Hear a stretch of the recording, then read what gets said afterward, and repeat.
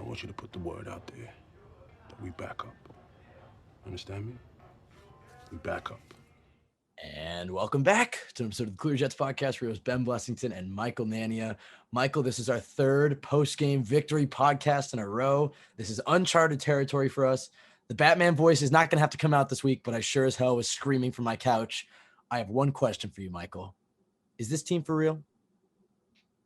I have one answer for you, and that answer is yes. This New York Jets team is officially for real in the sense that, they're here to compete throughout the season. The goal is to play meaningful games into December. And, with this start, that's pretty much guaranteed to be something that's going to happen. So we'll see where it goes from here. But the Jets are a legitimate football team now. They're here to compete for a playoff spot. They're here to be competitive in every single game that they play.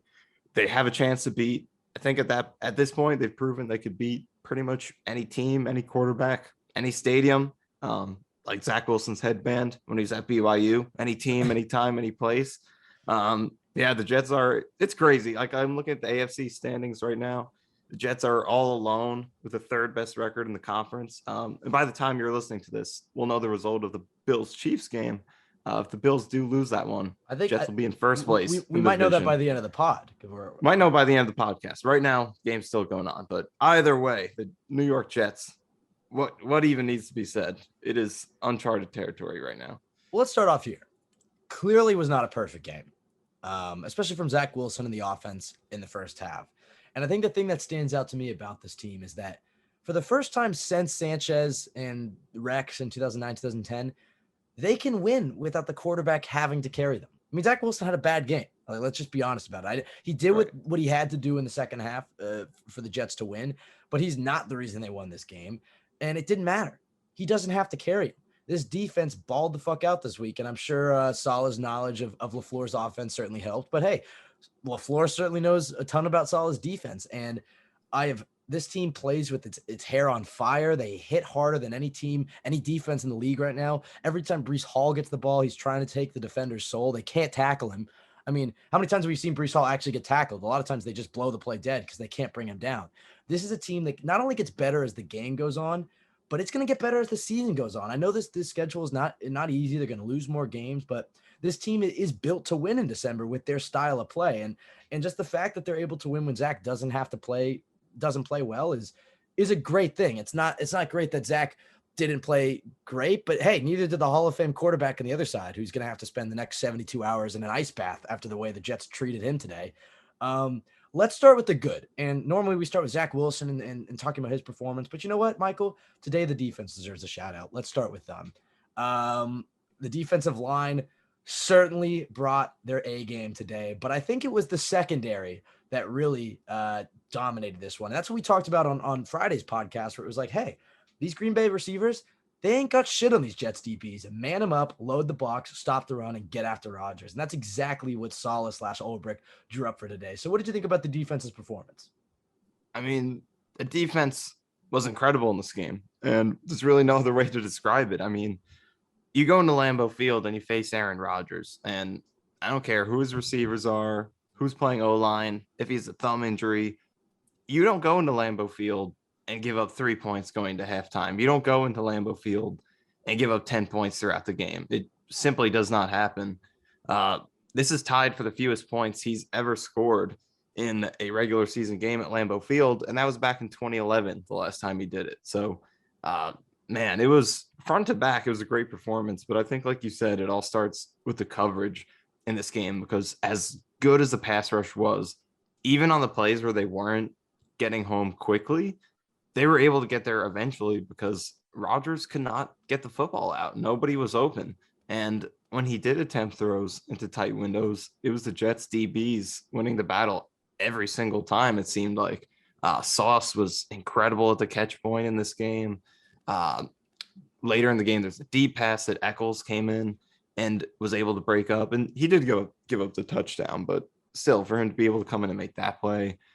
Quan with a huge pass deflection on fourth down that he almost intercepted.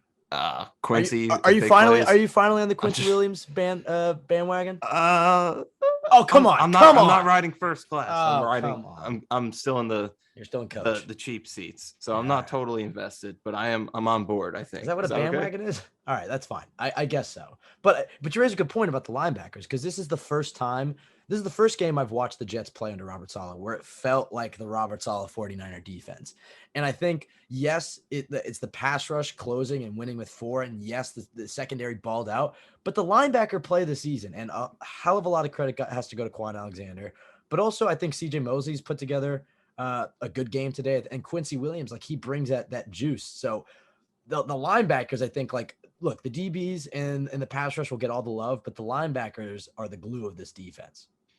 Yeah, for sure. And I think when this defense is firing on all cylinders, I think the linebacker play is a big part of it because it just kind of works in synchronization with everything else. I mean, in the run game, when the defensive line is getting penetration, that opens up lanes for the linebackers, and that's when you really get to see the speed of Quincy Williams and Quan Alexander. Mosley isn't the fastest guy, but he's a big hitter. He takes good angles to the ball. And is just a very smart player who knows where to be. So when the defensive line is playing well, that allows the linebackers to really thrive and do what they do best, which is fly around and make plays. And then in the passing game, I think we saw Quincy come downhill and make big plays in the flat when they needed him to. And Quan, obviously, with that big coverage play on 4th down. So when everything else is working, I think that's when the linebackers can really shine and Right. do what they do best. Yeah, they all just fly to the football. I mean, they play as one unit, and that's the thing. Like, the safeties also, like, they had a tough start to the season, and in the Pittsburgh game, Joyner and Whitehead started to get it going, and they really haven't let up. And like, look, like Joyner's a guy who hadn't played football in a few years. He was hurt, and he hadn't even played safety in a few years because he was a corner in Las Vegas or Oakland or whatever. And I think Joyner and Whitehead picking up their game has been huge. But like, yeah, this game was won by the defensive line and the cornerbacks. And Sauce Gardner, let's just start with him. I don't think – where would you rank him? I asked you this before the podcast. I know it's like, okay, he's great. He's an amazing corner for a rookie. But rookie aside, he's a top 5 corner right now, regardless. Yeah. 5 games into his NFL career, 6 games into his NFL career. And this was probably his best game as a pro. I mean, I love him wearing the cheese head afterwards. He just brings that like effortless swagger that Jamal Adams always tried so hard to bring, but just came off as corny and unlikable. It's natural. It's natural swag. It's natural swag for Sauce. And the whole defense plays with that swagger. And also like Sauce gets all the love, but DJ Reed, Michael Carter II, and hell, even Eccles, I know, like you said, he gave up the touchdown, but this cornerback group as a whole is playing lights out football.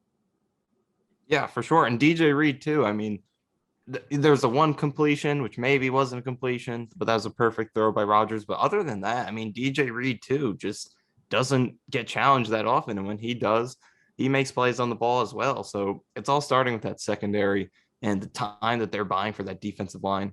But yeah, even when there wasn't a lot of time, the defensive line had plenty of quick wins. I mean, the interior was fantastic in this game. Quinnen Williams, I mean, what even needs to be said? Just a dominant performance from him, blocking a field goal, 2 sacks. I mean, he's finally looking exactly like what you dreamed of him being when he's the 3rd overall pick. And I said this last week, and I'll say it again. Is there a defensive lineman playing better football in the NFL than Quinnen Williams right now? And the answer is no. And Aaron Donald, yes, you can make an argument he's the greatest defensive tackle. He is the greatest defensive tackle of all time, and he's better than Quinnen. He's generation, whatever. But right now, Quinnen Williams, like you said, he's living up to everything and maybe even more at this point than the Jets thought they were getting. He's been amazing. And then look, like the Jets got Vinny Curry back, and I thought he was great. And then even some of the unheralded guys, like, look, Nathan Shepard's caught a lot of heat on this podcast. He looked good today. There was multiple defensive linemen who are winning against. Look, this Green Bay offensive line is not a bad offensive line. That's a solid O-line. Yeah, I think that's what makes this even more impressive. Like after last week, as good as that was, I was curious to see how they do this week because this is an O-line that came into the game ranked top 10 in pass blocking efficiency. So it's not a slouch O-line. And they came in here and especially on the interior, just starting with Quinnen, but the stunt game was great. They had at least a couple sacks on stunts and plenty of other hits and pressures. So they're getting really good penetration to open their teammates up to loop around and get into the backfield. And then off the edge as well, I think Lawson didn't have a splash play in this game, but he was a big part of a lot of the big stuff that did happen, whether he was penetrating on a stunt to open up someone else to loop around him, or if it was just edge pressure to get Rodgers to roll out. He was excellent. Bryce Huff had another couple quarterback hits in this game. This was a complete D-line performance. Really, everyone. Rankins. I feel like Rankins. And then, like you mentioned, Shepard. Like, I'm the first person to criticize Nathan Shepard after any week. But I saw quite a few pressures from him as well, at least a couple. So this was a complete front to back, great defensive performance. It hardly gets better than this. And even the touchdown drive they gave up is not happening without a couple of bogus penalties in a game where the referees were absolutely atrocious, which I don't think we need to get into because it didn't cost them, but the refs were terrible. Oh my God. The only touchdown drive they had was half penalty yardage. Other than that, they held a Hall of Fame quarterback to his lowest scoring game ever at home. You can't ask for anything better. I might have to start filling out my Jeff Ulbrich apology form. I might have to do that. And it's impossible for us to know. And like, look, I think Ulbrich deserves credit, but part of me thinks that am I being a hater by saying this? Like, part of me thinks that Robert Saleh has had some fingerprints on this Jets defense the last few weeks. Am I crazy to think about that? Because there's a legitimate difference in the way they're playing. It's impossible for us to say, but I don't know, especially this week. It's possible. It's definitely speculative, but there have been changes made. So you wonder if there's maybe a little more convening between the coaching staff, kind of like trying to make more overarching changes. So I think it's possible, but it's just hard to say. Well, I think, Saleh going up against his best friend, his best man, a bunch of family ties between these two teams. I think Saleh is probably pretty involved in this game plan. But yeah, the defense came to play. And say what you want about the other three Jets wins and say what you want about Zach Wilson after this one, but you can't deny that the Jets defense came to fucking play against, I was going to say maybe the best quarterback they'll play all season, although there's a guy in this division that might have a claim to that. But a Hall of Fame quarterback at home who hasn't lost and at home in like 15 games. This is like you said, a front to back Jets win, wire to wire. Quick, think about that for a second. How often do the Jets do things like that? 15 Never. Straight home wins. You're not supposed to win here. At Lambeau. A lot of good teams have come in here and at lost. Lambeau coming off a loss, an angry Aaron Rodgers. And there was that too. I think they also showed his stats coming off a loss. I think it was like 19 straight wins. Yeah. Just insane. It's insane what the Jets are doing right now. And I love that this team, and they said it in the pregame speech. Sauce brought it up in the postgame, where it's like, when you play in London, you get to choose if you want to buy or if you want to play. And if you're going to play, you get to choose who you play against. And this Packers team chose the Jets. They looked at them as a free win. And say what you want about Zach Wilson, but the Packers got fucking curb stomped in this game. In the trenches, the Jets just dominated all four quarters. And also, not just on defense, and we'll get to the offense in a minute, but special teams. I mean, that's, again, 2 weeks in a row, the difference in the game with special teams. And yes, the Jets had their own block punt, and they missed their own field goal. But Quinnen Williams blocking a field goal, Michael Clemens blocking a punt. I mean, that's what really blew this game open. I don't know if we're going to put your reaction to that block punt as the intro to this podcast. No, we're not going to do that. You were certainly losing your mind, and I can maybe attribute some of the raspiness of my voice to that play because, yeah, it's just the collection of I think the thing about this team is they just play together, and you can see the love they have for each other. And, like, look, we don't know any of these guys personally, so it's hard to say, but they just all – the culture that Joe Douglas and Robert Saleh are trying to build, you're really seeing that now. When Joe Douglas said, we want to have the best culture in all sports, it sounded like a joke when he said it, but 3 years later, they're not there yet, but they're on their way. I mean, Robert Saleh has certainly instilled a level of confidence into this team that we haven't seen since Rex Ryan. Just the fact that they were like, hey, we expected to win this game, and they're going to expect to win next week. They're going to expect to win the week after that. And guess what? They're going to expect to beat the Buffalo Bills in 3 weeks, not to get ahead of ourselves. I'm not saying they will. I'm just saying the attitude that this team plays with radiates, and it also allows them for when a unit isn't playing up to par, like when the offense was sputtering in the first half, the defense is able to pick them up. This team plays complementary football, even when they don't at times. But just on the sideline, you can just sense this level of unity, where in years past, it was like when the defense is holding up and the offense isn't doing their job, you could see that the defense kind of loses its edge a little bit, and, maybe they're tired, or they're like, all right, what's the point? This offense isn't doing anything. You don't get any of that. This team, I know it was a kind of a meme with Zach Wilson in the offseason, but this team really does have that dog in them. Let's talk about the offense. Oh, sorry. You want to add something else to that? No, yeah. I mean, I definitely agree. You could kind of see all of that coming into play. And I think sometimes, all that off-field stuff, maybe it doesn't affect the play as much, but in this instance, I think we're really seeing a team that, all of these things, intangible things that they've tried to build really is affecting the success on the field. Yes. Because I think it's just the way that they're able to rebound from bad starts, to finish games strong. I think a lot of that does stem from the belief in one another. Because just a quick example here, a guy that the Jets let go, Robbie Anderson with the Panthers, just got sent to his coach to the locker room in the middle of their game. And with guys like that on your team, I don't know if you're making these comebacks when you don't have that camaraderie and that belief in each other to fight through the adversity and finish games strong. But when you have a team like this, where these guys just clearly love playing with each other, and your coach is like running to the pylon on a goal line touchdown in the fourth quarter, it seems like that really does help them finish games stronger. And, you see Zach Wilson hyping up Breece Hall after his touchdown, and, what he said in the Pittsburgh game before that last drive, like, we're going to score an effing touchdown on this drive, or whatever he said.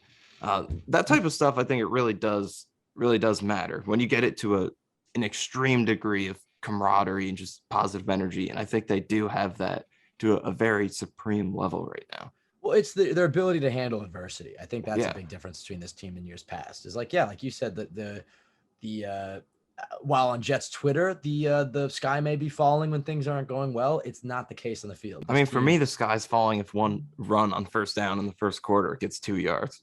Well, answer me this, because I was very anti-LaFleur at halftime. And look, I even said, like, LaFleur, I think, has been I think I wrote solid, but I think he's been a solid to good offensive coordinator since he's been here. He certainly is more creative than any offensive coordinator the Jets have had.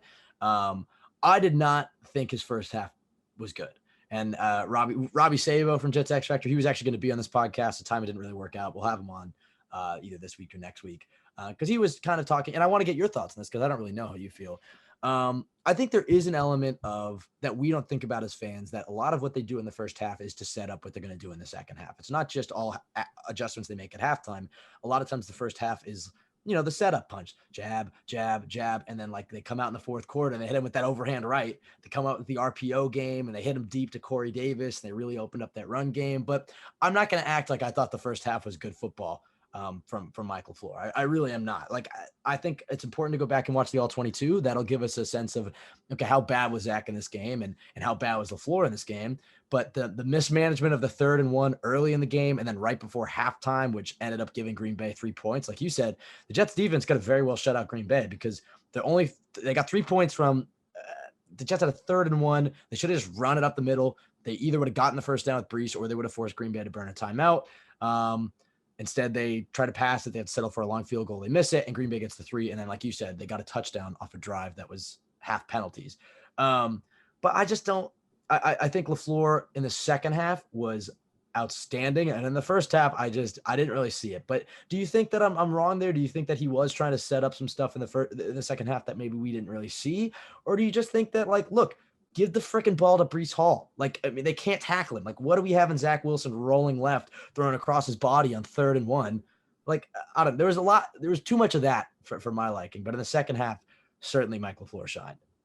Yeah, I think I see both sides a little bit, because I do see sort of what Robbie was saying, to where, I think the run game was working really well. I think there was a lot of setting up going on. And that's something I think LaFleur has done well throughout his 2 years with the Jets, mainly this year, is, set stuff up and build off of it later. I mean, even like you kind of pointed out with the Uzama flip play, that was set up the week before.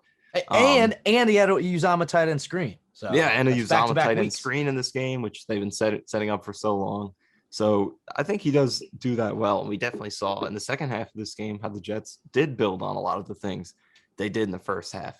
Really, they're running they're running the ball frequently, but most of it was a little more traditional, some outside zone stuff, some gap stuff, but then they really added wrinkles in the second half. Let's, do a fake toss. Let's do an end around. So I think there were some aspects to that. And again, the run game was working well. It was blocked well. Hall was running well. So I think that aspect of it was good.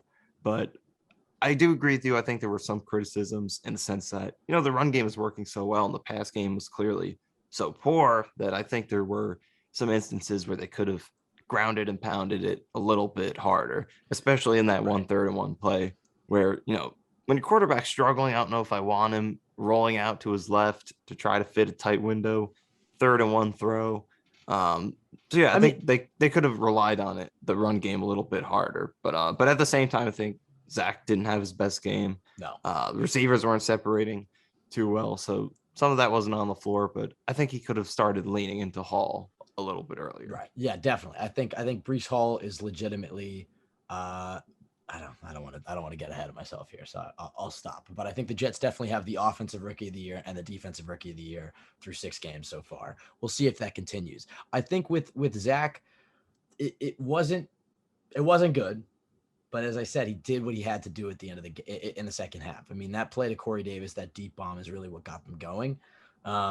Yeah, maybe the throw could have been a little bit better and led him, and maybe we would have had 6. But on the run, he led him inside. Like, that's still a good throw. Like, you can critique it, but it's just, I don't know. I don't feel like that throw was poor or anything. And obviously that got him down the field. And then he had a few completions in the second half that got him down the field. And then obviously in the fourth quarter, they didn't have to throw at all. So I think that kind of affected his numbers.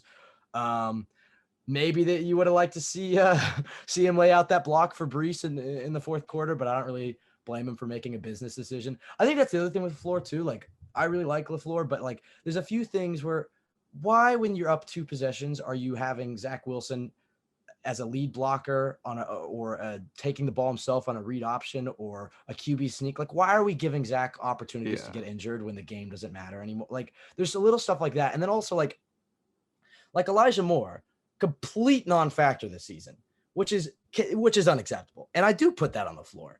I'm very curious, and I really hope somebody can ask Saleh or LaFleur, like, why is Garrett Wilson the slot receiver and Elijah Moore the X receiver? Is that just because Garrett's a rookie and you don't feel like he understands the nuances maybe of the X position or even the Z? Like, do you just feel like Garrett isn't at a point yet where he can play outside mentally? Because physically, he's obviously the better outside receiver than Elijah Moore.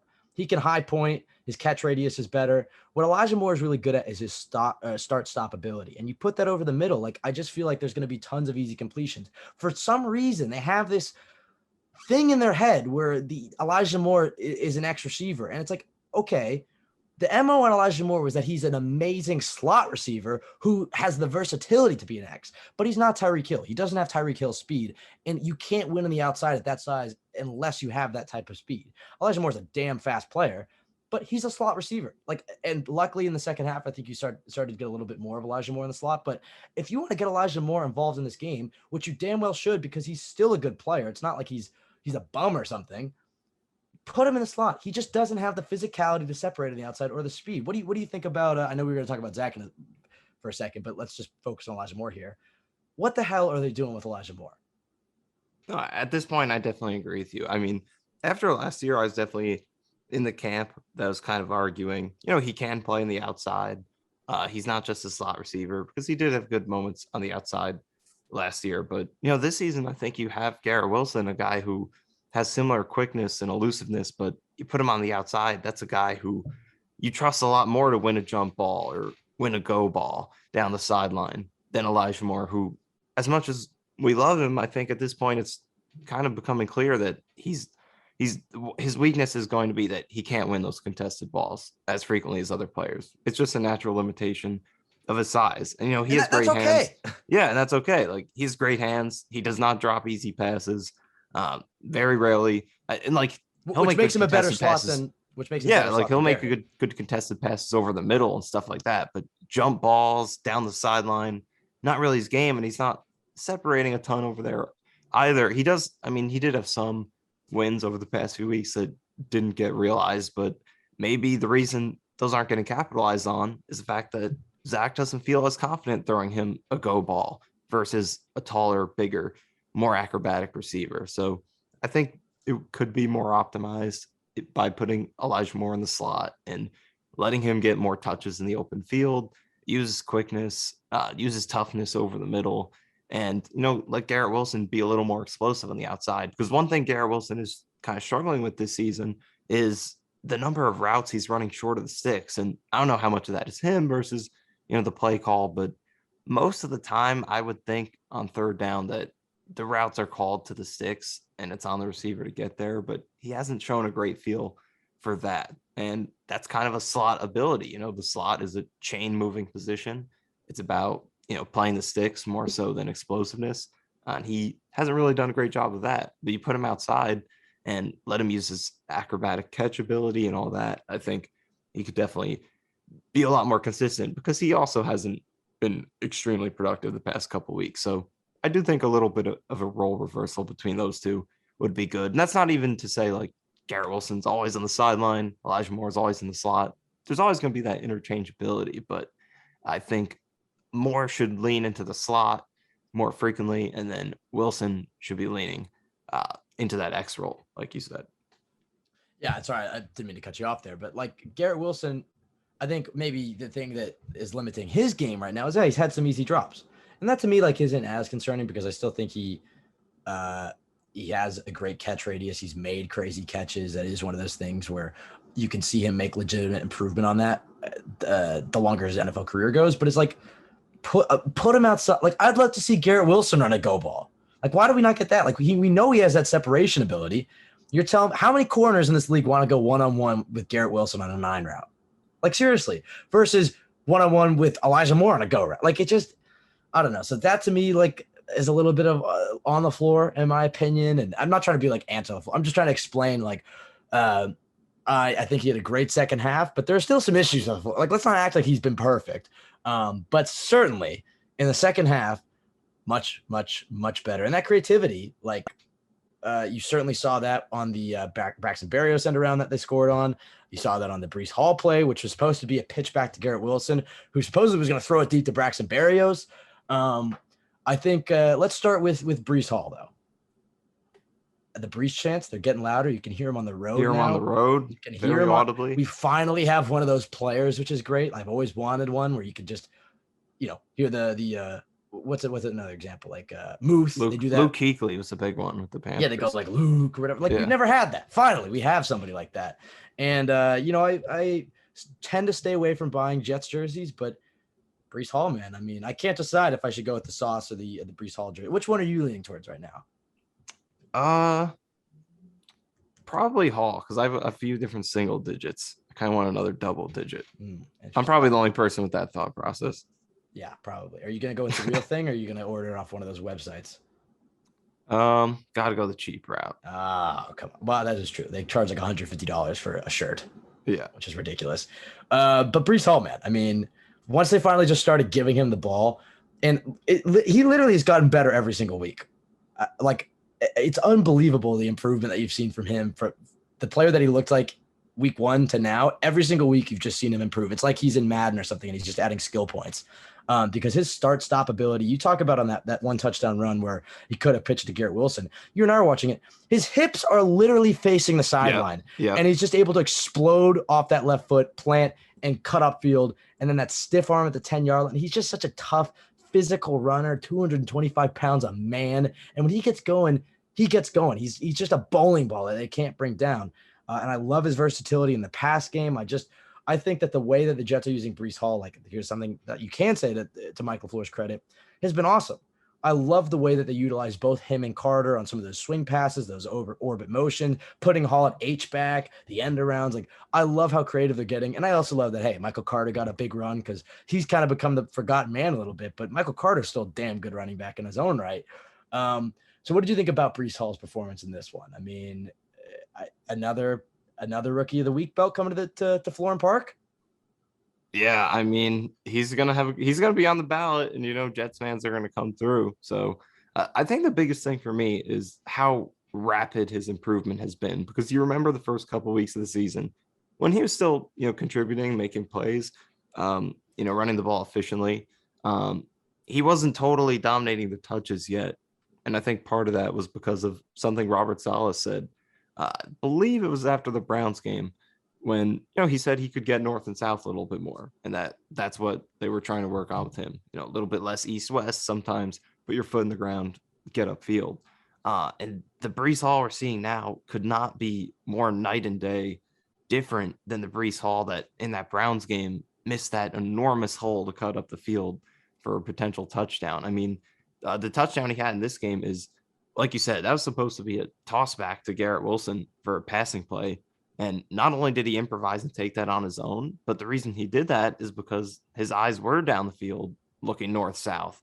And he was able to recognize that hole and make a direct vertical upfield cut straight down the field and then show that home run ability. So the improvement he's made with his vision has been fantastic. And I think you're also seeing the special traits be displayed because of that. When you're hitting the hole, getting to the second level, that's when you could see the breakaway speed. I mean, on this touchdown run, you could just see him separating from DBs, and then the stiff arm at the end of it to get the linebacker off of him, an all-pro linebacker in Devondre Campbell. So, yeah, he's putting it all together right now. But the biggest thing, I think, has been just how quickly he's made those improvements in regards to his vision and getting north and south.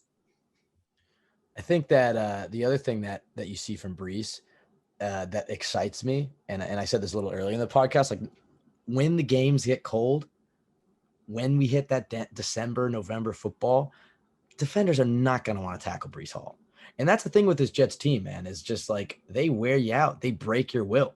And we talked about it on Friday, like how potentially it's the rotation methods that the Jets, utilize on defensive line and running back and tight end receiver. They're constantly keeping their guys fresh. And maybe that's part of the reason that they play so well in the fourth quarter. But I also just think how physical they are. And they haven't had a physical runner like Brees Hall, probably since I guess they had Chris Ivory. I was almost going to say Isaiah Crowell, but I guess they had Chris Ivory. He would kind of break people's will. But what he really reminds me of is Sean Green, his rookie year down the stretch in those playoff games. He would just break the defense's will. And when the Jets lost him, I know you weren't really watching the Jets by then, but when the Jets lost him that AFC championship against the Colts, like you could just see the team changed. Like that is Brees Hall is becoming the heart and soul of this Jets offense. He's finally officially the starting running back. And it's just that physical play style. I mean, every hit is just a punch to the mouth. And I think that's just going to be huge for the Jets as the games get a little colder. You have to rely on running the football. When you got to go play up in Buffalo, you have a player who can match them. And speaking of physicality, we talked about the defensive line. We talked about Brees Hall. Shout out to the offensive line. Yes. And yes. is this the combo you stick with? Like even when Fant and Mitchell come back, like I don't think you match this. Like AVT is playing out of his mind right now at right tackle. Nate Herbig has been great. He's brought a nasty edge to this team, and he's getting under defensive lineman's skin when late in the game they're ripping off his helmet and drawing unsportsmanlike conduct penalties. Like that he's adding a little nasty to that O line. Laken Tomlinson's clearly picked it up. Connor McGovern. I'm not willing to submit an apology for him yet, but Connor McGovern's bringing the shit. And then Dwayne fucking Brown with a torn rotator cuff. And how old is he? Like what, 38, 37, 37 years old. This man was drafted in 2008. Zach Wilson was 8 years old when he was drafted. And he's out there as the lead blocker with one arm and just throwing Green Bay Packers defenders into the stands. I mean, shout out Dwayne Brown. He's really added a physical edge to this team. That's what I think that I'm excited about that you didn't see last year from this team. Is it just felt at times they were almost like they were like too finesse or something. They just were like, okay, all gas, no brake. We're going to bring it with speed. They didn't have anybody who could really just, bowl defenses over. In between Brees Hall and this offensive line, they're getting nasty with them. And not to, look too far ahead, but like if Mekhi Becton ever gets healthy, imagine him in this offense blocking for Brees Hall. I mean, the Jets got some bullies up front. So we'll talk about the current offensive line. I know Mekhi Becton's another year away, but they're just some dogs, man. I mean, and shout out to the tight ends. The tight end blocking was amazing in this game too. Yeah, I mean, this offensive line, surely the last two games has made it clear that I think they need to be the group going forward because, you start out with a Dolphins game where you get good pass pro, run blocking is strong, and then now for a second straight game, now they go on the road and they're able to do it. So they were excellent in this game. In the run game, I mean, obviously Hall deserves all the praise in the world. He created plenty of his own yardage, but the run blocking was good. There was not a lot of contact at or behind the line of scrimmage. And I think it really works hand in hand when you have a great running back and a good run blocking offensive line, because a lot of those broken tackles can happen when the running back gets ahead of steam because he doesn't get contacted behind the line. It's harder to break tackles when you have to, stop and then sift your way through traffic a little bit.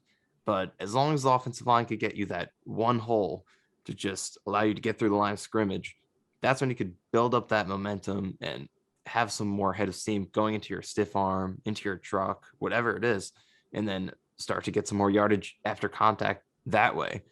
You look back to some of the bad Jets offensive lines, like when they had Bell in 2019. And granted, I think as time went on, maybe it was proven that Bell wasn't totally himself, considering how the rest of his career went. But regardless, the problem with offensive lines like that is the running back is getting hit so quickly that he can't be elusive when defenders are hitting him with more momentum than he has. But this offensive line is completely different because even if it's not perfect, even if one guy misses the block, there's enough guys blocking well at once to where at least it's a one-on-one with momentum for the running back. So Breece Hall can put his shoulder down, have, get a full head of steam, get that speed. Same thing for Carter, who's very elusive, has really good hands with the stiff arm, just to Thunder get and lightning, the baby. defenders off of him. So the thunder and lightning is here with this combo, and the offensive line's a big part of letting them do their thing. And shout out to the tight ends too. Like you said, I think Uzama was really solid in this game blocking, especially on Barrios's end around. That one doesn't happen if Uzama can't clear out that edge. I remember seeing that play at first, and I recorded my reaction because I just like hearing my absolute psycho maniacal reactions to the big plays.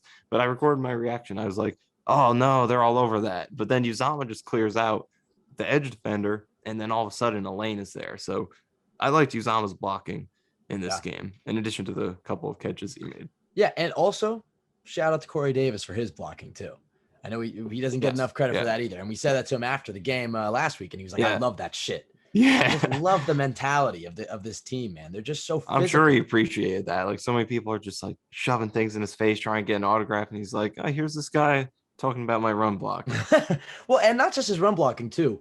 He's been a damn good receiver this year. And clearly he has that chemistry with Zach, because the deep ball will get the credit, but it was the that first down right before it that he threw that really kind of jump started this Jets offense. And Corey Davis just kind of seems like that guy. You saw it in the Pittsburgh game where it's just like, when the Jets need to play, when it's just a physical game, you get the ball to Corey Davis. And he's been great. I know he had that bad drop week 1, but since then, man, he's really been something for this Jets team and living up to the billing. And we kind of assumed, like, talking about Uzama, you were talking about, oh, maybe he's going to be the guy to underwhelm. And you were proven to be right for the first few weeks with that contract. And you still may be proven to be right, given the money and what he's done so far. But this game, man, like, Uzama was on the money, like you said.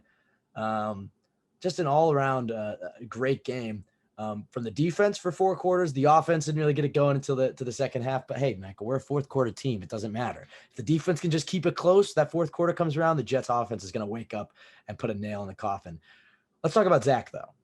And again, we say this every post-game podcast, it's hard to know until you watch the All-22. But what did you think about Zach's performance? Clearly not good, but he did step up in the second half. And then how much of the first half do you put on him versus LaFleur? Like, I didn't really see too many missed opportunities. I think the ball placement was not good. He was much less decisive than he's been the last few games. But I didn't really, and then he also didn't take some of the on those flood concepts when they have kind of multiple receivers layered. And there's a like on that 3rd and 1, like, as much as I shit on it, the 3rd and 1 right before half, like, Uzama does get open. Instead, he tries to force it downfield to Garrett Wilson, who's covered. So there's a few examples of that, but he did make the plays in the end of the third and in the fourth quarter. Well, he didn't really do anything in the fourth quarter. He made a few throws in the second half that won this game. Hit some good handoffs. Yeah. Hey, his play fakes are still money. But overall, like, what were your thoughts on his underwhelming performance and maybe what it says about this team that they can win when they have a quarterback who doesn't play well? Yeah, well, I mean, like you said, first of all, the biggest thing is gotta watch the film. Always gotta watch the film, because you watching on TV, you can't see the receivers. So that's kind of important relative to evaluating the quarterback, because you got to know what he sees before you can, fairly judge him. So got to watch that. But I think at the end of the day, it's easy. It's definitely going to be his worst of the 3 games this year. But I think how poor of a game it is going to depend on the separation of those receivers, because if there's nothing there, and I think there is a good chance of that, because just based on some of the replays we saw and, seeing just the way he is reacting to some of the plays, it doesn't seem like there was a ton of separation. So if that's the case and just guys weren't getting open, then, it'll be a below average game, but maybe not terrible because he still didn't turn the ball over. Second half, when there were those open throws, he did make them, and he obviously created the Corey Davis play, which was great and got them going. So I don't see any way how this will be seen as a good or even average game, but it'll range from somewhere from below average to possibly worse, depending on the separation of the receivers. Like, because if there were guys open, then I think it will be a shaky game. But I mean, like you said, the biggest takeaway from a team perspective is the fact that you can still win by 3 scores against Aaron Rodgers on the road, even with your quarterback, throwing for 110 yards or whatever it was. And I think that's a great thing because it is a team sport ultimately, and you want your quarterback to be great, obviously, but in order for him to become great, he needs a good team around him. And clearly it seems like that they do have that for them to be able to overcome his, poor games. I think is a sign that he doesn't have the pressure on him to be amazing every single week for them to win games. So I think that's a positive thing. Yeah, no, absolutely. I think that, like you said, we got to see how bad this game was. But the positive takeaway is like, yeah, if you can win when your quarterback plays like that against a Hall of Fame quarterback in one of the hardest venues to win at, against a team coming off a loss that was quote unquote angry. I mean, I think they had 19 straight wins off a loss. Yeah, Rodgers did. Look, it's too early for the P word. You know what I'm going to say? It's too early for that. But did anybody have the Jets at 4-2? I did. I mean, like in my most optimistic predictions, I think I had them at like 3-2 and then maybe 3-3 and they're 4-2. We'll see what happens with Denver tomorrow night or tonight, whenever you're listening to this. But 4-2 heading into a Denver team that is not playing good football. And then the week after that, look, the Patriots aren't what they used to be, but they're still a damn good football team coached by the best coach of all time. So that's no gimme. And then they got to play, Buffalo, who's arguably the best team of football right now. And again, I'm saying that without knowing the result of the Chiefs and Bills game. But it's certainly they're one of the best teams in football right now. So they have a tough stretch. I mean, don't get me wrong. The Jets have a number of tough games upcoming here. Even though the Broncos game might look like the Jets, they should win that game, but it's a classic. Don't let that be a trap game. You got to travel, play on the West Coast. It's still Russell Wilson, and they have a good defense. And like I said, the Patriots are never going to be walking the park, and they got to play them twice because they play them right after the bye too. So there's some tough games coming up here, Michael. But everybody looked at the start of the schedule, and there was a real possibility, according to Brady Quinn, that this team would start 0-9. And look, as much as I want to shit on Brady Quinn, there was a part of my as optimistic as we are, there's a part of me, Michael, that was like, it's a tough schedule. Like there is a chance that this Jets team could be good and play competitive football, but lose some close games. And maybe they do get off to one of those starts where it's like, they're 2-6 to open it up, but they had a bunch of close losses. And like, then again, I guess you could be like, all right, well, they're playing competitive football and this is growth, but nah, like we said on Friday, like a lot of times you don't really see that gradual growth.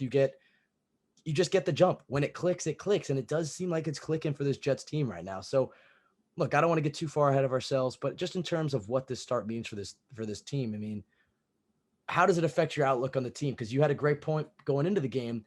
Maybe it wasn't a big game because they could still lose it and be okay. They're ahead of schedule, but it was certainly an opportunity to play on a somewhat of a national stage, given they were the number one Fox game, to show the NFL like they're a legit team. They can beat a good playoff team in Green Bay. And obviously Green Bay played like shit today, but they're still have a Hall of Fame quarterback. They still have a defense that has a number of good players on it, even if they're not playing like it. They have a solid offensive line, 2 great running backs. They have no receivers, but they beat a damn good football team. They didn't just beat them, they dominated them. So what do you think about the outlook of this team? That without getting too far ahead of ourselves, we can't ignore the name of this podcast. I tried to title the one on Friday, because like don't cool your Jets, didn't really land. Yeah, I wasn't totally feeling it. Yeah, no, I got little galaxy brand on that one. I did end up changing it to like ignore podcast title or something. We'll come up with a good one. I think I'm thinking of what do you think about some of the name options for this podcast? We got a Lamb Blowout. We got Green Bay I think Slackers. That's what it's gonna be. Yeah. Green Bay Slackers. You know, I like Lamb Blowout. All right, Lamb Blowout. Okay, we'll go with Lamb Blowout. We're trying to get more creative with these podcast names instead of having like what's a good example of what you titled a podcast like 2 years ago in the dog days of this podcast, something that was like, I'm trying to remember what it was. It was something ridiculous. I've done it too, where it's like, is Javelin Guidry the Jets starting nickel corner, like something just random. And it's just like, all right, so we're trying to get more creative with these names. I like Lambeau. I think you're right on that. What was my question? We're talking about what it means for Yeah, the there team. we go. All right, go ahead. No, I mean, going into this game, kind of the way I was looking at it, was a big opportunity more so than a big game. You know, because I think a big game for me is when there's a lot to lose. You know, when losing the game is going to cost you a lot. When there's a big difference between what happens if you win and what happens if you lose. And I don't think this game was necessarily huge because, you know, if you lose this game competitively, you know, it's a tough game. You're not necessarily expected to win. You're still 3-3. You're in a decent spot. So there wasn't necessarily a ton on the line, you know, versus a couple weeks ago in that Pittsburgh game. I think that was a huge game because if you lose that game, you know, you're in a ton of trouble. That's what a big game is to me. But this game to me was more of a big opportunity. It was a chance to make an announcement to the rest of the league that you are for real. You are to be taken seriously, that you can compete every single week against any team, any quarterback in any stadium. Like I said at the beginning of this podcast, like I think that's what this game proved. And I think the fact that they're rising to these challenges, you know, that they're rising to these challenges now every single week is a sign that they're kind of maybe ahead of schedule with Definitely this, ahead of you know, schedule. with this, you Definitely know, ahead of schedule. rebuild and this, you know, climb upward, you know, Not maybe. yeah. You know, Zach Wilson comes back, you're on the road against Pittsburgh. You need a win to keep your early season alive in terms of, you know, just staying competitive. They're able to do that. Then you play the Dolphins at home who are playing great regardless of the injuries. You know, you want to break your division losing streak, take advantage of their injuries, and they do that. And then you go into Green Bay, and this is a chance to, like, all right, there's some positive buzz around you. You've won 2 games in a row. Everyone noticed that you blew out the Dolphins because they were the previous darling around the league. So everyone caught notice of that. You have a winning record. You're in the 5th seed, so kind of getting some attention. You're the A team on the Fox broadcast. They're putting up a Zach Wilson interview on national TV on Fox. So you got some hype going, and this is your chance to really build on that and prove that it's for real. And they were able to take it and do it. So this is the biggest statement that I think this Jets team has made since I don't even think 2015 had a statement game like this. Like that team was quietly doing business. That game didn't really have a statement win like this one. Maybe the Patriots game. Yeah, the Patriots at the end of the season, but obviously it wasn't capitalized on after that. But from a long-term perspective of, like, you know, this team could be here to stay for a while. Giants game. This game is unmatched among Jets performances for a very long time. I mean, you would know better because you're following closely, but probably not since something in 2009 or 10 when the Jets had this kind of win that the whole, you know, NFL landscape takes notice of. I'm trying to think what the Jets statement win in 2000. I mean, week 2 when they beat the Patriots. I guess that was it. That was a pretty big statement they made. But yeah, absolutely. I mean, the Jets have had opportunities like this. Like, I think the last time that I could remember, this is going to sound kind of ridiculous because they've had a few of them this year where it felt like, oh, this game's huge. And every week it kind of feels more and more. But going back to 2019, after Darnold had beaten the Cowboys and entering that Monday Night Football game against the Pats, like there was a certain buzz around the team, like even though they were 1-4, but it was like, you know, now they got their starting quarterback back and they just, you know, beat the Cowboys and it was primetime football. And this is a big opportunity for this team to show that they're not the same old. And then they just had the most same old Jets performance of all time. And there was a reality, Michael, that today the Jets could have come back, you know, crashing back down to earth, that Aaron Jones was going to run all over the Jets and Aaron Rodgers was going to throw 4 touchdowns and Zach Wilson was going to throw 3 interceptions. And like, as bad as Zach Wilson played, he didn't have a turnover. He may have had one pass that deserved to be a turnover, but there was not, you know, it's not like this was a game that, despite the way the Jets felt about it, this was not maybe a game the Jets should have won, you know, and they came out in the statement game and they beat the brakes off of them. And it really does change your, I don't know, your outlook on the rest of this season. Especially if they can follow it up against Denver. And then you're talking about they've won 4 in a row. And when was the last time they won 4 in a row? 2015 when they won 5 in a row? Like, this is a good feeling, man. I mean, I'm not used to fun, competitive football. What it feels like to wake up on a Sunday morning and you're just counting down the seconds until 1 p.m. because the Jets have a big, exciting, fun, meaningful football game. Like, that feeling is so rare to me. And then it's even rarer to watch the Jets in those moments live up to the billing and it maybe even pass it. Yeah. Like that Sauce Gardner should have been picked. Well, maybe not should have been, but could have been pick six almost pick six to open up the game. Like from that point on, like the fact that they just opened up and had Green Bay 3-and-out, like that to me was like, because every other Jets team that I've watched this last few years would have let Aaron Rodgers march right down the field on an 8-play touchdown drive and then would have gone 3-and-out the ensuing possession. And that kind of just set the tone for the rest of the day. And then even when the Jets offense sputtered, like the defense just didn't give up their fight. Like, I don't know, man. This team definitely has the makings of something special. Is that a Super Bowl? No. Is that playoffs? Maybe. Like it's definitely not a pipe dream at this point. The Jets should be in the hunt graphic come December, and they certainly should be fighting for a playoff spot. And who knows? 7 teams. A lot of AFC teams are not living up to their billing. Like, I mean, a lot of weeks to go. I'm just saying that this isn't a team that's like you just want to see growth from, and maybe they'll be good next year. Like, this is a team that's good. That's a good football team right now. What are the biggest things that could hold this team back from competing in the playoffs? It would be quarterback. But your quarterback has that ceiling, and he's only played 15 games to the point where, and you've seen the flashes. And even last week, like, I know he got dubbed a game manager. I thought that was one of Zach's best games, just the way that he was able to operate that offense with complete confidence, with decisiveness and 0 turnover where he plays. Wasn't the same Zach we saw this week, but we've seen more consistency from Zach, and we know he has that ceiling. But ignoring quarterback, Michael, what could hold this team back? Honestly, everything that we kind of hoped would happen into the season, and you kind of always have all these hopes for a team, and then you kind of recognize, all right, well, 3 or 4 of these things aren't going to go the Jets' way. This free agent signing isn't going to live up to his billing, or this draft pick's not going to live up to his billing. And again, I don't want to get ahead of ourselves, but I'm just saying, like, when you look at this team, like, why not? Why can't the Jets win 10 games this season and make the playoffs? Oh, yeah. I mean, I think this win definitely puts them in that conversation where maybe the playoffs aren't the expectation, because, going into the season, I think it was a little bit more modest than that. But now you can definitely start to set your sights on that. I think it's definitely fair to look at the playoffs as a realistic goal that they could shoot for. And, with the way the rest of the team is shaking out, it's, outside of quarterback, and, like you said, there's still a ceiling there. That's what's exciting. And that should come with time with Zach Wilson. But other than that, I mean, a lot of the questions we had with this team are starting to get answered. I mean, to start with the run defense, I think that was one of the biggest coming into the year. I mean, the run defense looks pretty good. They came into this game top 5 in fewest yards per carry allowed. Now they shut down A.J. Dillon and Aaron Jones, and, they're looking good at stopping the run.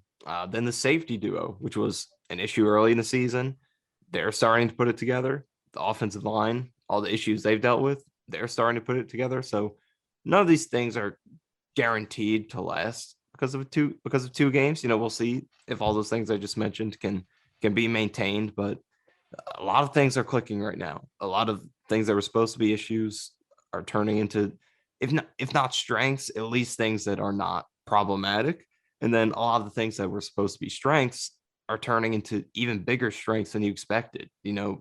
Sauce Gardner immediately turning into a top 5 or so corner. Quinnen Williams being maybe the best defensive tackle in the league. Breece Hall being an immediate star. Garrett Wilson being an immediate great separator. So there's a lot of stuff going good right now. And again, we'll see how well it can be maintained, but the Jets definitely can be considered a legitimate playoff threat. Well, and it's like, it's maybe a double-sided coin, but it's like, they're beating the brakes off the Packers. And yeah, like Elijah Moore is invisible. Garrett Wilson dropped a bunch of passes today. Zach Wilson didn't play well. That's about it. But I'm just saying, like, they're not, if Greg Zuerlein's missing kicks, they're getting punts blocked punts blocked. We need to get a field goal block. Missing kicks and getting punts blocked. Like, plenty of things didn't go right for the Jets today. They did not play a perfect game yet. In fact, they probably haven't played I guess you could maybe say the Dolphins game was close to perfect, but even then it was 19-17 entering the 4th against a 3rd-string quarterback, and you thought maybe the Jets might blow it. Like, they have yet to have a game where everything is clicking. They've had some close ones for sure. I'm not going to act like the Dolphins game wasn't damn close in the NFL. Like, that's about as perfect of a game you're going to get. But the fact that they're doing this without everything clicking, like if they can get Elijah Moore going, or if they can get Garrett Wilson to maybe repeat what he did week 2. Like, there are a lot of opportunities for this team to grow even more. They haven't even really scratched the surface, especially at the quarterback position. So, we have to quote unquote cool our jets. There's plenty of football left to be played, and they have a big game again next week. They can't let that be the classic trap game where the Jets travel west. But Jets fans, soak this in. For all the listeners who are with us for the dog days of the 2020 season, when we're talking about Trevor Lawrence odds and cheering for losses and freaking out because the Jets blew a game to the Raiders on a 4th down 0 blitz call, like all those moments in this podcast history, Michael, for those listeners, you the real MVP. And for all the new listeners coming in out of the Jets are winning, welcome and get used to it. Enjoy this feeling because it's a great one. I got to be honest. I'm not used to it, but I'm starting to kind of maybe remove some of the caps that we were putting on this team. I'm not saying that this is a team that's going to go on a deep playoff run or win a Super Bowl or anything like that. But it's just like this team is, I don't know if they'll make the playoffs, but it's a playoff worthy team.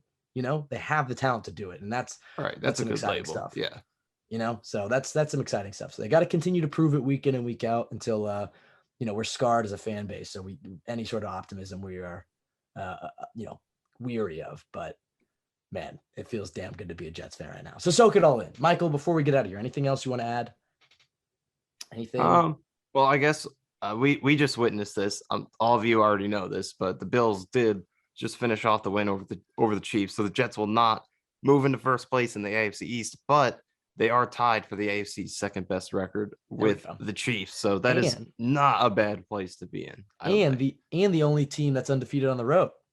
And the only AFC team undefeated. No, NFC too, right? Isn't there? Who's? The Eagles. Eagles, Giants.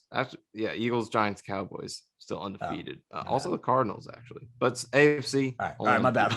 my bad on that stat. All right, only AFC team that's undefeated on the road. That's great. Oh, one other thing I did want to get out in front of, because there was a tweet this week that I responded to, and it got some discourse. And before we get out of here, Michael, I wanted to get your thought on it. Clearly a compliment, but somebody referred to Sauce as like a zone corner. And I get it. The Jets play a lot of zone, and Richard Sherman was quote unquote maybe viewed as a zone corner at times, but let's not put that label on Sauce. Let's get ahead of that rhetoric for all the fans that don't actually watch football. Sauce is not a zone corner.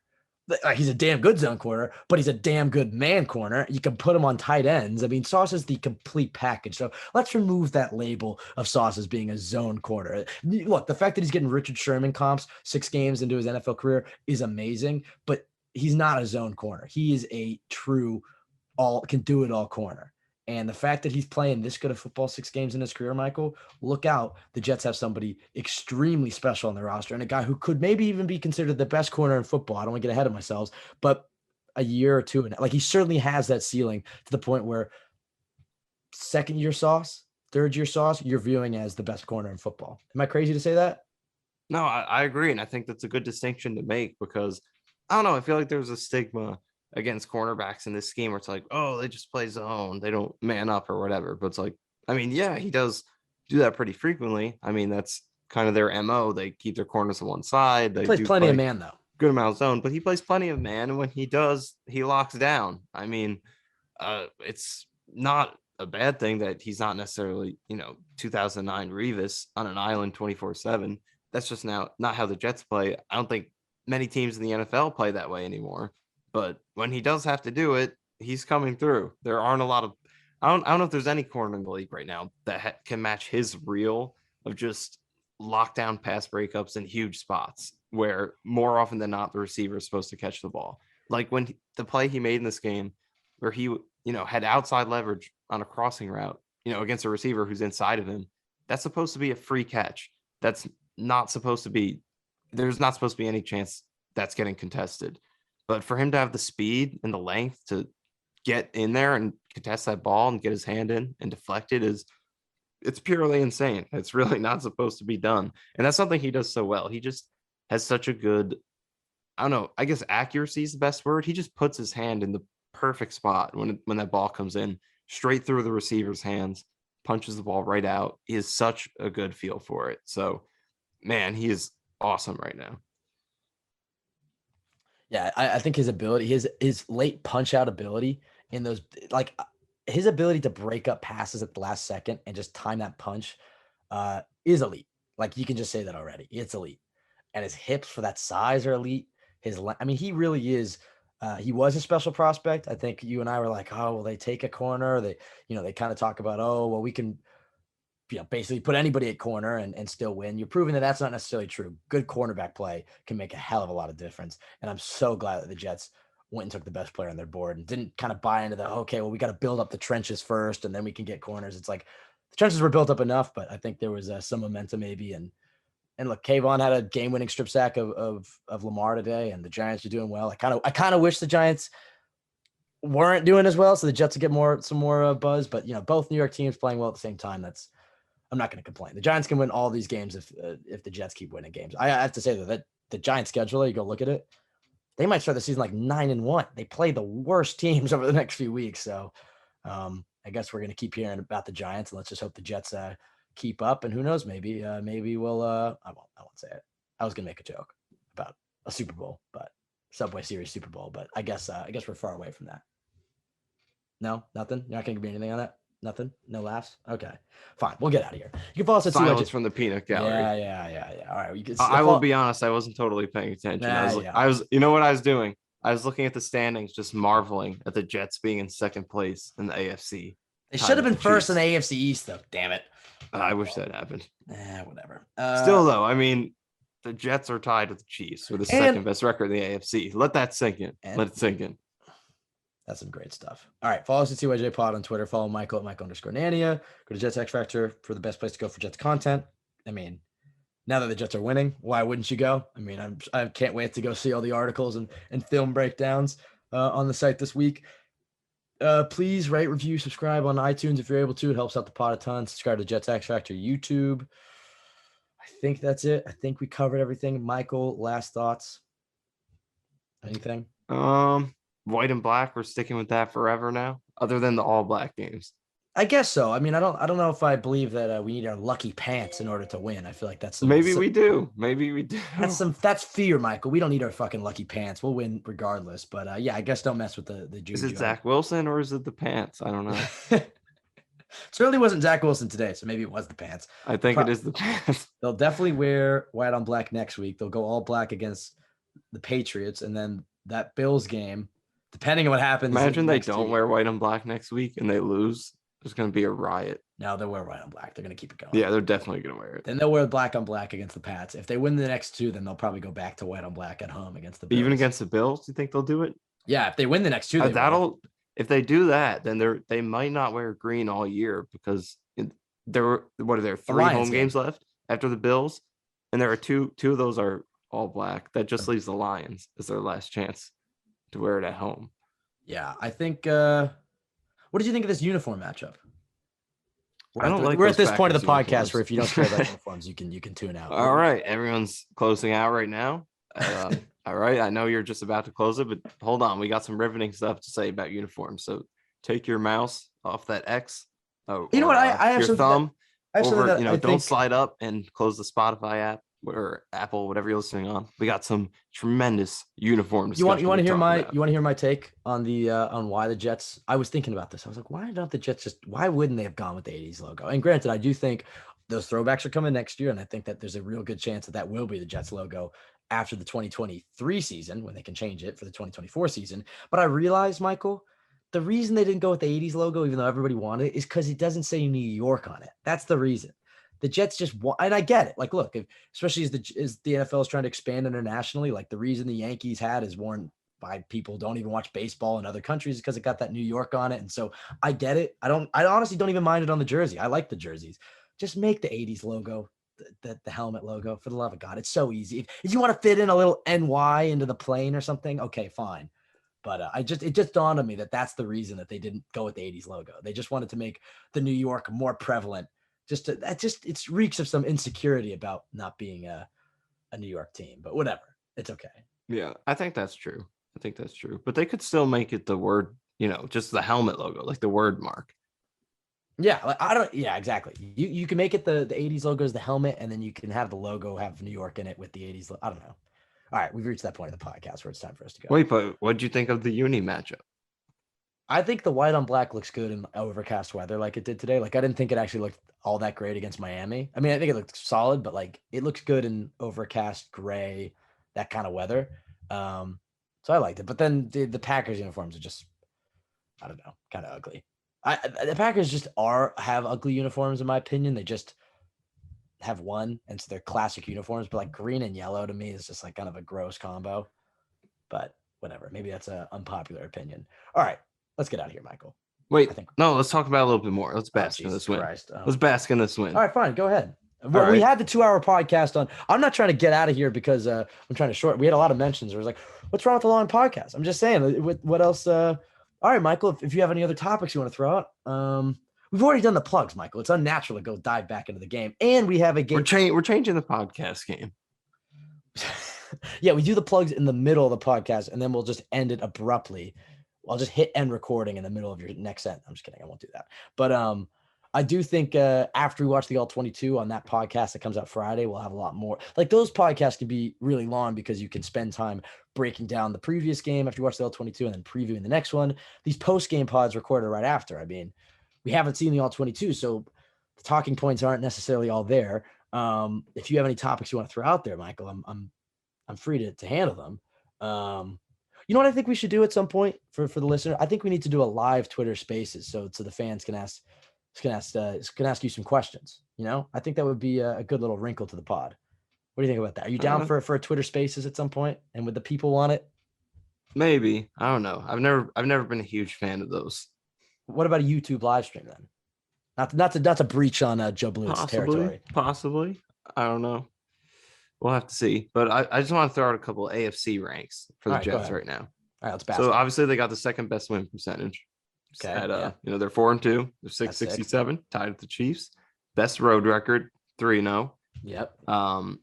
They have the fifth most points right now at 143. That's surprising. And their point differential is plus 15. That's tied for seventh best. So in playoff range. I think do we have some I also are tied stats? for the longest winning streak at 3 in a row. Other defense is a little lower ranked. They are the 9th best scoring defense right now in the AFC. That's still top 10. It's pretty much solid. what you wanted. What are they in like sacks and interceptions and What are they in those? I think some of that stuff doesn't update until the next day. I was just looking at the standings. Underwhelming. Okay, well, fine. I know. Riveting information. What'd you think of the refs in this game? Oh, now you want to dive into the refs. Okay, Yeah. I see you, Michael. You want to keep going. All right, well, fine. We'll keep going then. All day. I can do this all day. I'm like Captain America. I think the refs were fucking terrible. What did you think of them? I agree. I was tagging the FBI. I was like, investigate this. I want an investigation. The worst one was when there was like the blatant late hit on Brees. Like it's not even close. It was obviously a late hit, and the ref closest to play literally has the flag in his hand. They're like, all right, it's clearly a penalty. Like I don't think I've ever seen a ref pull the flag out of his pocket, have it in his hands. Like sometimes you see him throw it and then they pick it up. He literally has it in his hands, and then some other ref runs in and goes, whoa, wait, the Packers are supposed to win this game. Put that back in your pocket, and then they don't throw it. That was the one that got me because there were some bad calls before that. Then when I saw that, I was like, all right, the fix is on. The NFL can't handle Rodgers not being in the division lead. Can't handle him being 500. Well, like even the big pass that he had on DJ Reed to Alan Lazard, like that ball was moving and they didn't give us. I mean, that's more maybe Fox. Like we didn't get maybe replay. Maybe Jets should have challenged, or maybe they didn't have a good angle because it wasn't really captured. That's what I'm saying. We got one angle that was kind of like, oh wait, hold on a second, and then you didn't get anything else. What were some of the other terrible calls? There was the. Well, no, I have one. So there's an ineligible man downfield they overturned. The you can see on the replay, he's clearly like 5 yards downfield. But then there's that you're talking about. Yeah. The phantom unsportsmanlike conduct penalty, which apparently was just a coach running into the ref on the sideline. Like he was standing on the white part of the sideline and then he ran into the ref or something after the play. That doesn't make any sense to me. I'm curious to see if we can see that on the coach's film on the All-22, like, that where you could see the sideline. If it holds, we can maybe try to spot the penalty. Or some of the other ones. Well, there was, I will say the NFL clearly sent out a memo to the refs to lessen some of the roughing the passer penalties because the Jets maybe deserved a few of them the way they were hitting Rodgers. But there's one on Wilson early in the game where he just gets like slammed headfirst in the turf. I'm like, all right, NFL, if you're going to call all these bullshit penalties last week, how is that not roughing? But I don't mind it. I don't mind that not being roughing the penalty, a pass penalty. You just got to call it evenly. There was one punt that Braden Mann had where he clearly got ran into and they didn't throw anything. Oh, do you remember that chop block penalty they called? Yeah, horrible penalty. They got Mosley for an illegal contact, which is very weak, and he wasn't even throwing to. It was throwing completely across the field. That was terrible. I'm trying to think. There's some other ones. It was a bad ref game. But look, we're not the podcast to shit on the refs. I mean, everybody gets. You have good ref games. Everyone does that. That's the general fan thing to do. We don't do that, except today. Yeah, except today. Do you think Cool Your Jets at this point is living up to the name, or do you think sometimes it's a little? I think we do better when they're losing than when they're winning. Yeah, because I think that's a good option. When they're losing, we're like, hey, everybody, calm down, cool your jets. The sky is not falling, and hey, we've proven to be right. But then when they're winning, I think we do get. If we lived up to it while they were winning, I think a lot of people wouldn't enjoy that. Yeah, they'd be like, hey, everyone, calm down. Zach Wilson sucks. We're not going anywhere. Well, okay, we don't go over to the Joe Bonino territory. Right. The Jets are winning the Super Bowl. It's like, no, we're not getting that far. But yeah, we're optimists. Whatever. What's the point of being a fan if you're not going to be optimistic? Right. All right. Is there anything else? No, I think that's a good point because it's like at the end of the day, being a fan is supposed to be a source of enjoyment. So regardless of how the team plays, which you can't control, you don't play for the team. They can't hear you screaming at your TV to go for it on fourth down. I regret to inform you. Although I should probably tell myself that. Yeah. Yeah. I don't know. So it's like you got to try to find ways to, get positivity out of it, regardless of the result or the future outlook. Just got to enjoy it. Oh, you know what I did? I did have one more thing to say. I love. Well, so what do you think? So Rucker is inactive for this game. They cut Lawrence Cager, who is like a big focal part of their game plan week 1. I imagine he probably ends up on the practice squad tomorrow or Tuesday or something. Like, it doesn't seem like, I don't think they would just cut him outright, not put him on the practice squad. But it's so strange that they came out that first game with a 13 personnel game plan, trying to throw it to Lawrence Cager on that first third down, and you were losing your mind. Yeah. and then he just is inactive for 4 straight weeks and then cut. Yeah, those are like my first game day tweets of the season. Like, why are we doing 13 personnel, Lawrence Cager? We've come a long way since then. Do you save all those recordings? Because Michael records himself for like audio recording. I didn't even know he was recording what do? You just press play and put it in your pocket? Yeah, I just put on my audio recorder and put it in my pocket. I think it's better than recording videos because like when you're recording a video, especially when you're at a game, it's like you're not really in it. You're like focused on recording, so you're not really being yourself. But if you just flip on your audio recorder, then you could forget about it and just look back at it later. I think just be focused on the game. I think we should hashtag release the tapes because there were some. You played some of them for me. There's some interesting. I don't know.